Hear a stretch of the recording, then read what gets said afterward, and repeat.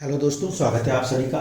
जैसे कि हम लोग चर्चा कर रहे थे कि प्रारब्ध किस तरीके से कार्य हो रहा है, संचित किस तरीके से कार्य कर रहे हैं, इसी चीज़ में आज एक कुंडली के विश्लेषण को देखते हैं। यहाँ पे एक क्वेश्चन आता था बार बार, वो ये कि कोई एक दोस्त है जो बिल्कुल वैसे काम कर रहे हैं जैसे कि एक बहन काम करती है। तो क्या ऐसा कॉम्बिनेशन, क्या ऐसा कनेक्शन है कि वो एक व्यक्ति जो है वही पूरी तरीके से एक प्रकार से साहस पराक्रम बना हुआ है। ठीक है, तो फॉर्मेशंस को रीड करने की कोशिश करते हैं।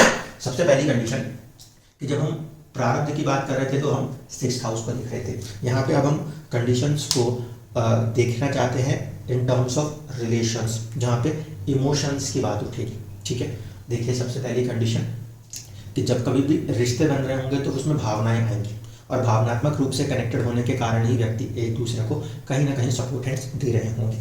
तो अगर मैं चंद्र कुंडली को अहमियत देता हूँ प्रारब्ध के शब्दों में कहकर, तो वहाँ पे इस बात को ध्यान दीजिएगा कि वो चीज़ हमारे लिए हमारे रिलेशंस को किसी ना किसी रूप में इफ़ेक्ट करने की ताकत दिखाएगी, हमारे मनोस्थिति को इफ़ेक्ट करने की शक्ति बताएगी। यहाँ पे हम सबसे पहले देखें, चंद्र कुंडली से अगर हम टारगेट करते हैं तो यहाँ से प्रारब्ध का स्वामी बनेगा बुध।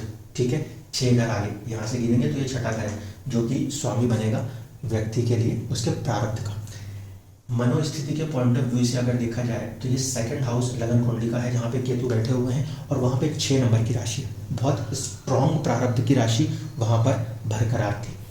फैमिलीज के अंदर यानी कि उनके अपने परिवार के अंदर की चीज़ों में काफ़ी ज़्यादा डिस्टर्बेंसेस उसकी वजह से वहाँ देखने को मिल रहे थे।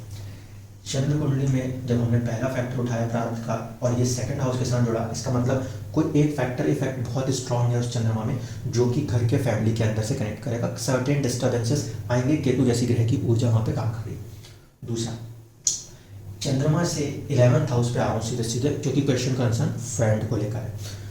अब इस कुंडली में चंद्रमा से जब हम 11th हाउस को देखते हैं तो वहाँ पे गुरुदेव जाके बैठे हुए। ठीक है, चंद्र कुंडली से तो जो फॉर्मेशन बन रहा है, चंद्र कुंडली से तो जो फॉर्मेशन बन रहा है वो इस बात को दिखा रहा है कि व्यक्ति का प्रारब्ध फैक्टर उसके 7th हाउस पर इफेक्ट कर रहा होगा मन से, चंद्रमा से। लेकिन अब इस चीज़ को थोड़ा सा आगे बढ़ के देखिएगा, वो इस तरीके से चंद्रमा से 11th हाउस जो आ रहा है एक्चुअल में वो लगन कुंडली से एक्चुअल में प्रारब्ध के स्वामी के पास आया हुआ है। इस लगन कुंडली में 5 नंबर से अगर हम देख रहे हैं तो इसका 6th हाउस जो है वो शनि के पास है। शनि 6th हाउस और 7th हाउस दोनों को लेके चल रहा है। मटीरियलिस्टिकली अगर बात करता हूँ, सबसे पहले मटीरियलिस्टिकली बात करता हूँ लगन से, तो यहाँ पे इनकी जो नौकरी है वो तो प्रारब्ध होगी वो सबके लिए हो जाती है, उसमें कोई बड़ी बात नहीं। लेकिन 6th के साथ साथ 7th हाउस भी प्रारब्ध है। इसका मतलब है कि वैवाहिक जीवन, पद प्रतिष्ठा जो है वो भी व्यक्ति का अपना एक प्रारब्ध है और वो भी संचित होकर आया है, क्योंकि 11 नंबर की राशि है, वो संचित होकर आया है, गेंस के रूप में ही आएगा। दूसरा फॉर्मेशन है कि इसमें गुरु आके बैठा हुआ है। गुरु मतलब देव कृपा आके बैठी हुई है।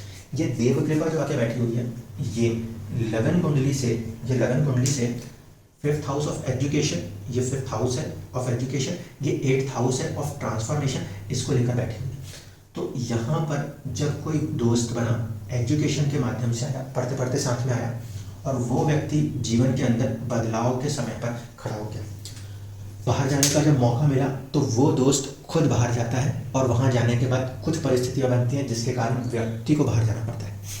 तो कंडीशंस किस तरीके से हैं, ये गुरु खुद एजुकेशन और साथ साथ ट्रांसफॉर्मेशन का स्वामी होकर बैठा हुआ है 11 नंबर की संचित राशि में, और 11 नंबर की संचित राशि का स्वामी ग्रह खुद कहीं ना कहीं प्रारब्ध को डिसाइड कर रहा है। यानी कि इन्होंने किसी के प्रति, चंद्र कुंडली से इमोशंस देखते हैं, उससे अगर बात करें और ये अगर हम दोस्तों के लिए देखते हैं, वहाँ पर इमोशंस के साथ कुछ ना कुछ कर्म किए हैं जिसका रिटर्न रिजल्ट्स व्यक्ति को जन्म में इस तरीके से मिल रहा है कि एक स्ट्रॉन्ग फ्रेंड साथ में खड़ा हुआ है।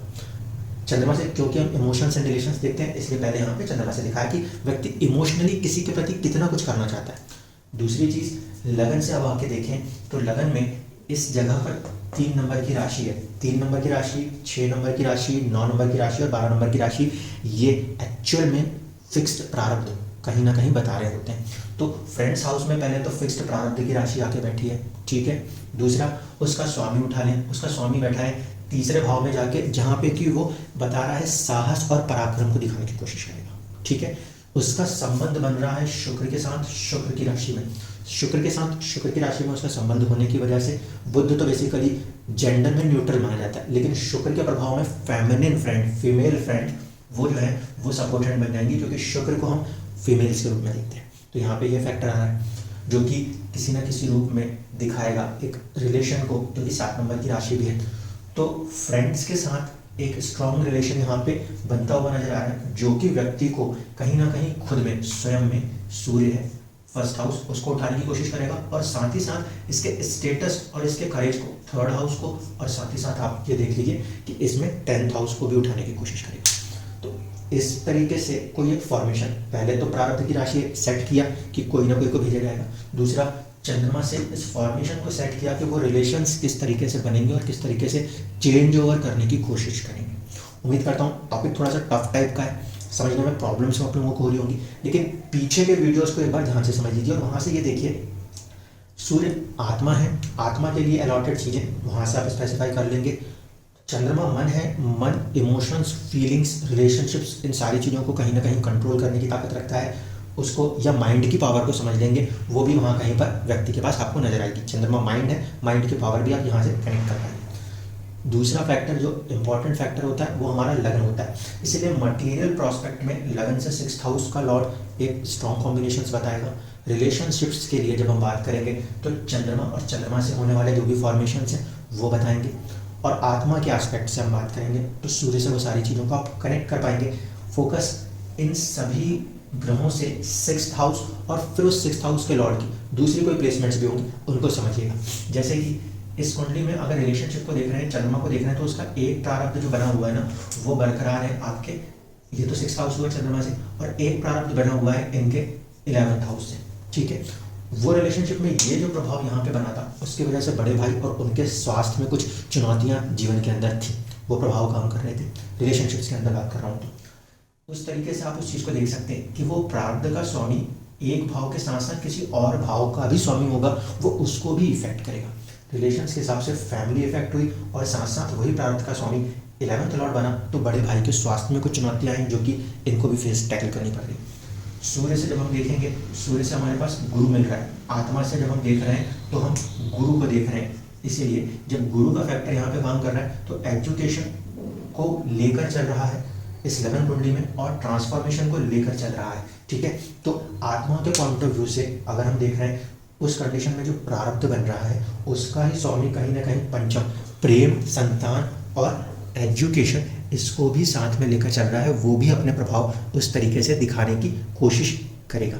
इस तरीके से आप अगर एक कंबाइंड वे में तीनों लगनों को, चंद्र लगन, सूर्य लगन और आपके एक्चुअल लगन को फोकस करेंगे तो आपको कुछ चीज़ें क्लियरली दिखेंगी क्यों जीवन में हो रहा है, क्योंकि ये प्रश्न इन्हीं के नहीं बहुत सारे लोगों के साथ होता है कि मेरे जीवन में ऐसी चीज़ें क्यों चल रही हैं। तो आप उस तरीके से वहाँ देख लीजिएगा, वो राशि प्रारब्ध स्वामी बनेंगे और वो दूसरे भी किसी भाव में बैठेंगे, उसका प्रभाव जहाँ वो बैठेंगे वो और जिस दूसरी राशि के जो स्वामी होंगे वो उन सब पे आवश्यक रूप से पड़ता हुआ नजर आएगा। धन्यवाद।